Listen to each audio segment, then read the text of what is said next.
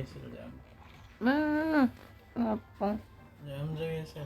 Kamu situ. Kamu jam gitu. Udah mimi gini. Ya gak geser lagi. Bayang.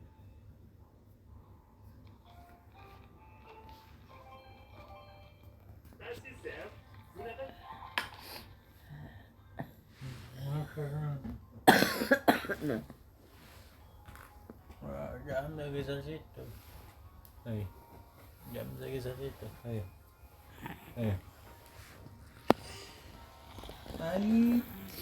Tadi jam berapa? Ai. Enggak di serius. Main PS tak?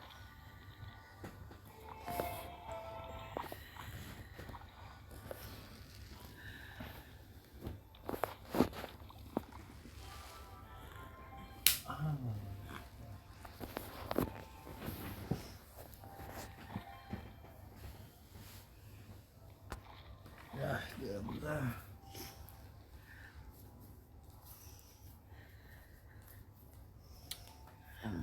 Ini.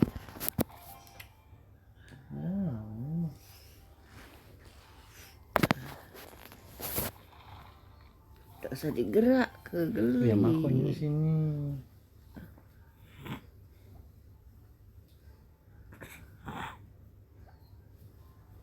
Selain Carlos Sainz, satu pembalap lain yang bakal cukup ramai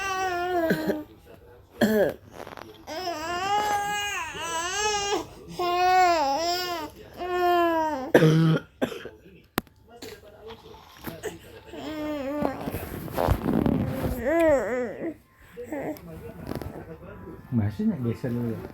Mimi dia menunggu marak kamu mau baik. Sampai marak kamu. pengalaman serta skillnya yang terjaga tersebut.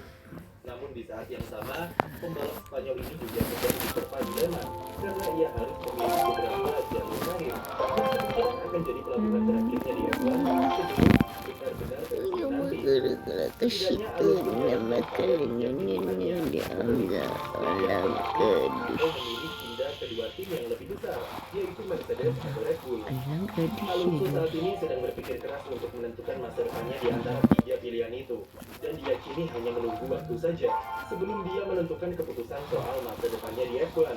Meski tahun ini akan memasuki usia 43 tahun, mantan pembalap Ferrari itu tidak merencanakan kapan dia akan pensiun, dan malah berpikir kalau dia bisa balapan sampai usia 50 tahun.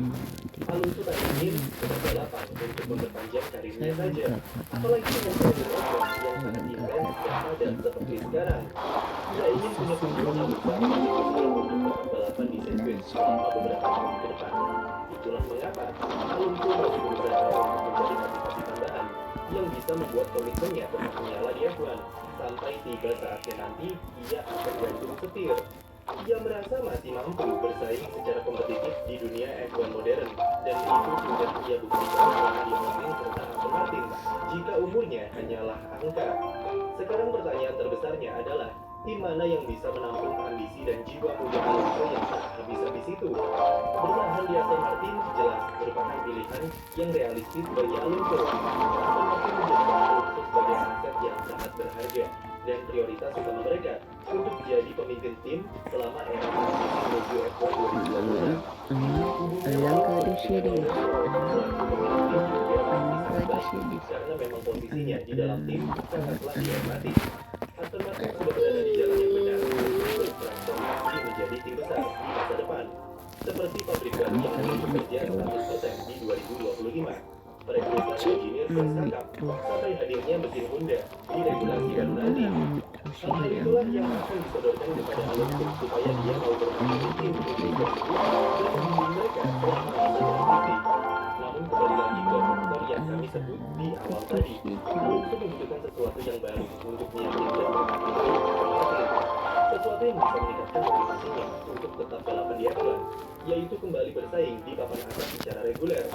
Aston Martin meski sudah menunjukkan peningkatan yang besar, tapi sampai sekarang belum menampilkan tanda-tanda jika mereka bisa menjadi tim langganan podium dalam 2 tahun ke depan.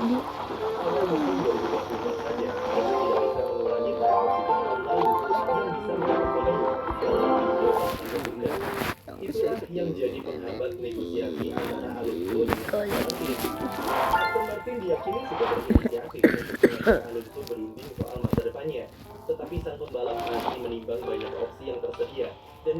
mengindikasikan kalau dia kurang yakin dengan prospek timnya tersebut.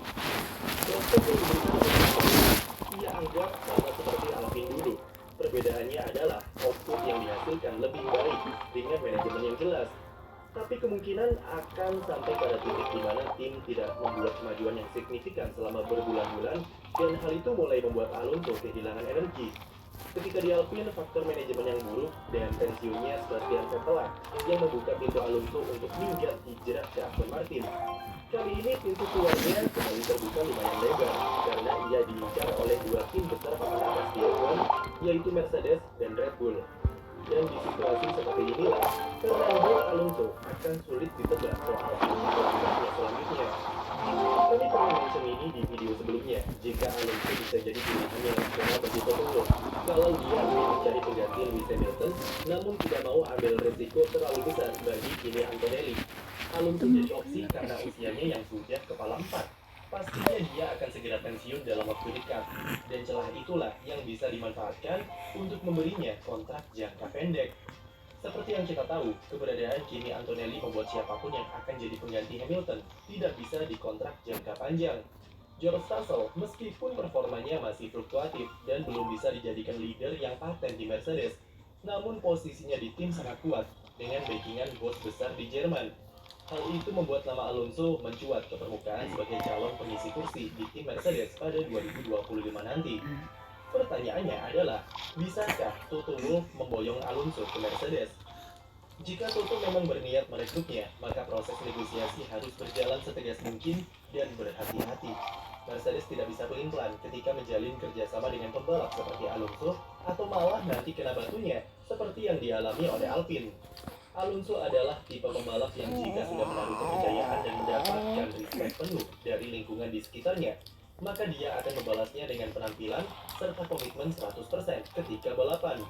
Namun sebaliknya, jika Alonso merasa sedikit saja mencium pihak-pihak yang bermuka dua dan mencoba main-main dengannya, maka di saat itulah pembalap Spanyol tersebut akan memberontak dengan sikapnya yang frontal serta tanpa kompromi. Untuk sekarang meski peluangnya ada, tapi kemungkinannya masih sangat kecil bagi Alonso untuk pindah ke Mercedes. Insiden di GP Australia mungkin sedikit merusak mood Toto Wolff untuk mengambil langkah inisiatif untuk berdiskusi dengan Alonso.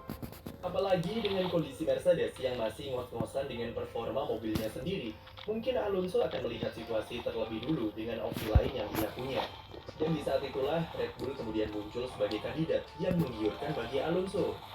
Melihat Lewis Hamilton yang pindah ke Ferrari dan memasangkannya dengan Charles Leclerc, maka hal yang sama bisa terjadi kepada Fernando Alonso untuk pindah ke Red Bull. Kabar ini muncul mengingat kondisi di Red Bull yang tidak kondusif, dan apa saja bisa terjadi di internal tim tersebut.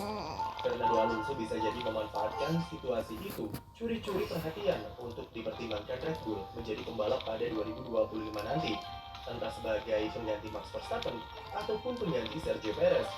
Alonso dianggap akan berusaha keras dan menggunakan segala cara untuk bisa gabung ke Red Bull, mengingat mereka adalah tim terbaik saat ini yang tentunya kembali meningkatkan gairah serta motivasinya di F1 untuk berlaga di barisan papan atas.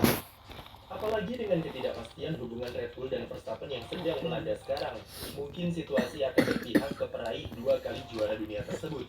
Yang jelas dengan peluangnya untuk pindah ke tim seperti Red Bull ataupun Mercedes, semuanya bisa terjadi kalau berhubungan dengan pembalap seperti Alonso. Faktor penentu kemana Alonso akan berlabuh selanjutnya bukanlah semeyakinkan apa Red Bull atau Mercedes ataupun Aston Martin, tapi lebih ke faktor personal Alonso sendiri yang sudah berumur dan dia butuh motivasi yang lebih untuk bisa berkomitmen lagi di F1 sampai 2 atau 3 tahun ke depan. Alonso mengatakan jika ia tidak mau diatur dan ingin menentukan masa depannya dari kemauannya sendiri. Hanya saja ia tidak mau terburu-buru karena ingin melihat situasinya lebih jauh lagi dan menargetkan sudah bisa memastikan masa depannya sebelum musim panas.